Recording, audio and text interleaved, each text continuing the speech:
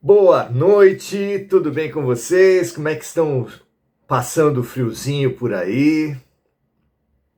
Tudo bem? Um prazer estarmos aqui. Mais um encontro, mais uma expansão, um entendimento maior que nós buscamos. Não apenas um entendimento intelectual, mas na medida que ele reforça a amizade, excelente exercício de amor, também é uma prática. Uma prática que estimula outras práticas, porque é assim que é. Uma expansão sempre chama a mais expansões. Sejam então todas e todos muito bem-vindos, e é exatamente sobre isso que nós vamos falar hoje. O budismo tibetano fala que a origem de todos os males está na fragmentação. Os espíritos falam que a origem de todos os nossos erros está no orgulho e no egoísmo. No fundo falam a mesma coisa, como aliás é bem comum que aconteça. Somos um. A verdadeira natureza da criação de Deus é a unidade. O que nos separa, o que nos fragmenta, é exatamente o orgulho e o egoísmo. Portanto, orgulho, egoísmo e fragmentação são a mesma coisa. Pelo menos é assim que nós vemos. Digam vocês como vem essa questão. Mas o que nos reunirá de novo? O que vencerá a fragmentação, o orgulho e o egoísmo? Essa é uma grande questão. A união, a unidade de tudo que existe, se dá pelo amor. Deus é amor e por isso é uno. Nós evoluiremos quando amarmos a Deus sobre todas as coisas e ao próximo como a nós mesmos. O amor cobre a multidão dos pecados, dos erros humanos. Nós seremos reconhecidos quando amarmos uns aos outros como Jesus nos amou.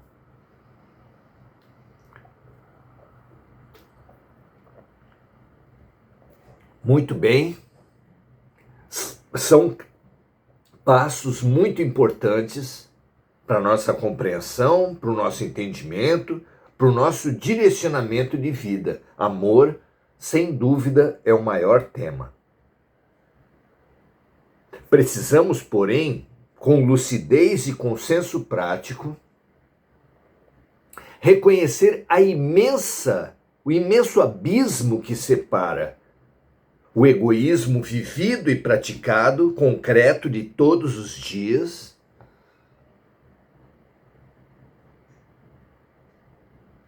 e a meta do amor universal, do amor estado de espírito, do amor sacrifício vivido por Jesus.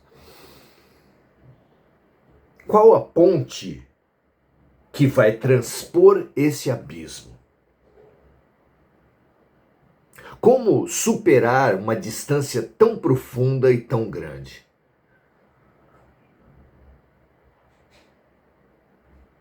Essa é a nossa questão de hoje. Tomaremos a resposta dos evangelhos, do Cristo, como temos feito, nesse primeiro tema, nesse primeiro aspecto do grande tema do amor, que é o amor a nós mesmos.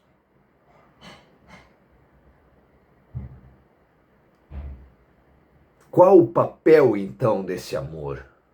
Qual a ferramenta para expandirmos o nosso ser, nos libertarmos das algemas que nos aprisionam? ao orgulho e ao egoísmo. A passagem de hoje é muito simples. Um versículo apenas do Evangelho de João, capítulo 4, versículo 31. Estamos ainda no contexto ou após o grande diálogo de Jesus com a mulher, com a viúva samaritana, à beira do poço de Jacó. Aquele em que ele anunciou à viúva e a toda a humanidade, a todos nós, que ele é água viva que mata a nossa sede para sempre. Uma passagem lindíssima e que tem muitos códigos que nós viemos trabalhando, os que nós conseguimos decodificar em últimos vários encontros que nós convidamos a todos para percorrer, para reexaminar, para estudar. Hoje já iniciamos uma nova etapa. Ainda no contexto, ainda logo após esse diálogo fantástico, porque Jesus tinha sido deixado sozinho, a pedido dele mesmo, Jesus, pelos discípulos que foram adquirir alimentos na aldeia mais próxima. Quando voltaram, é que tiveram essa fala curta ao encontrar o mestre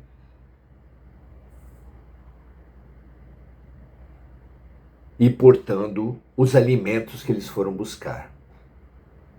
A passagem diz assim: e entretanto os seus discípulos lhe rogaram, dizendo: Rabi, que quer dizer mestre, come.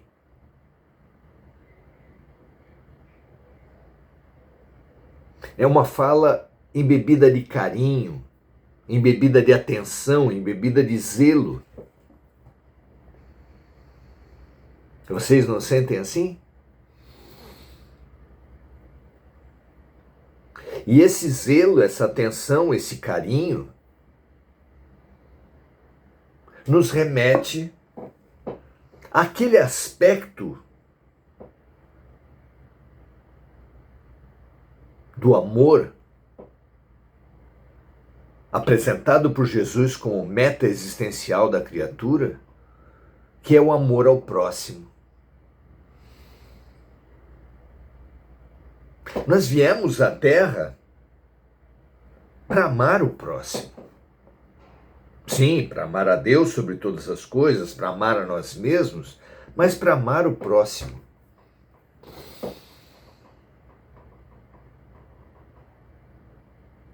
Esse amor ao próximo expressa-se pelo serviço compassivo. E não é à toa que Jesus usou uma mesma oração, uma mesma frase, para falar do amor ao próximo e do amor a si mesmo, dizendo: amai o próximo como a si mesmo. Combatendo o egoísmo, que é essa auto-idolatria, combatendo também a idolatria do outro. Devemos só pensar em nós mesmos ou devemos esquecer de nós mesmos? Egoísmo ou altruísmo? E ele, ao nos propor essa mesma frase, colocando no mesmo movimento, no mesmo grau de importância o amor a nós e o amor ao outro, ele nos apresenta uma fórmula revolucionária. Devemos amar o próximo como a nós mesmos. Nem os outros mais que nós, nem nós mais que os outros.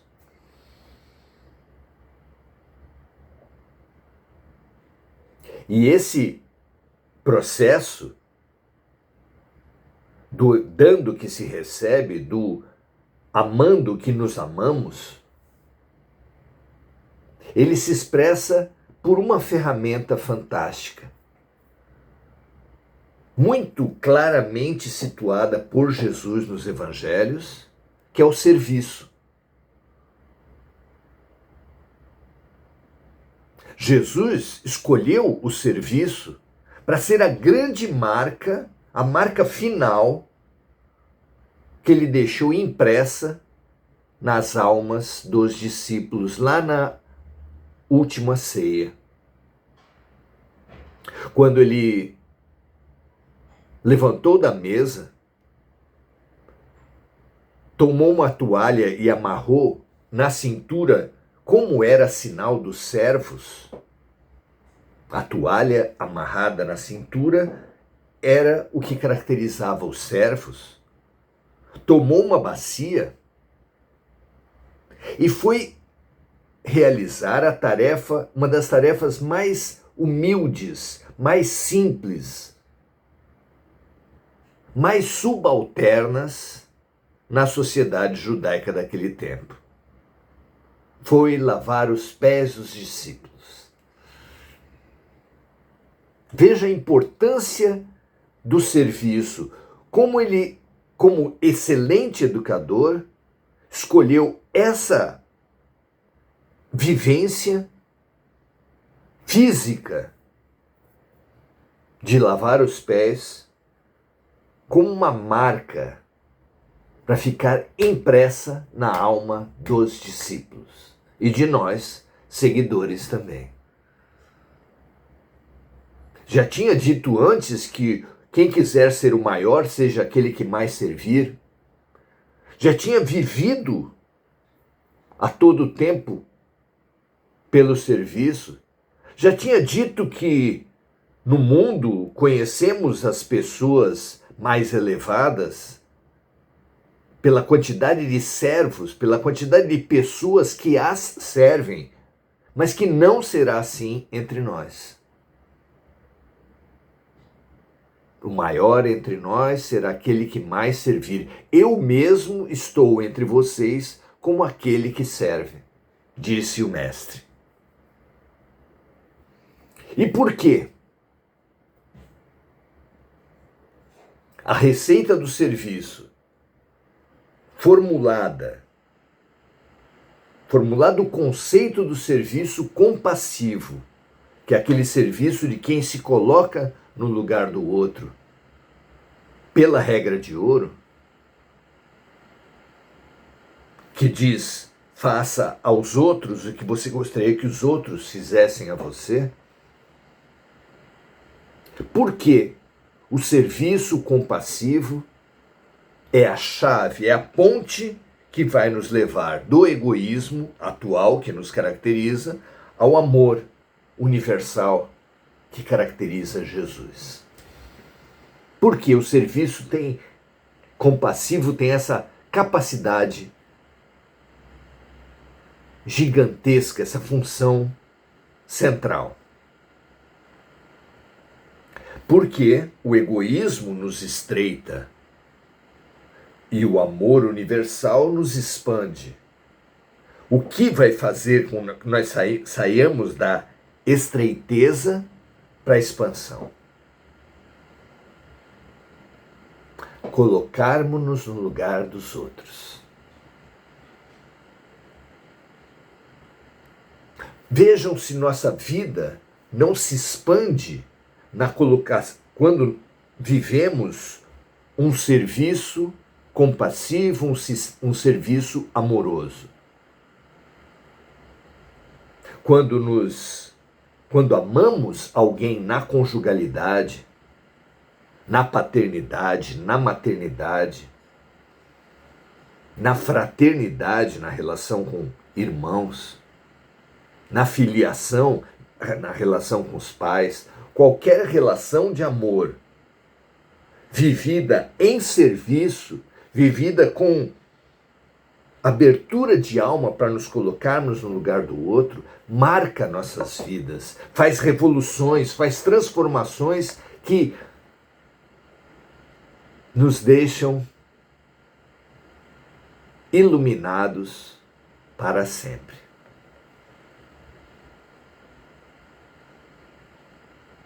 Concretamente,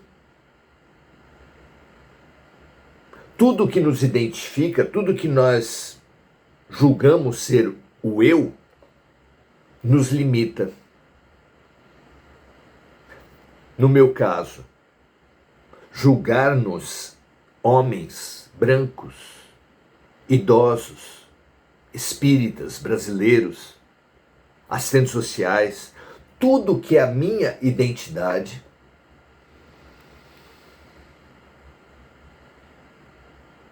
tudo que me caracteriza, se eu me identificar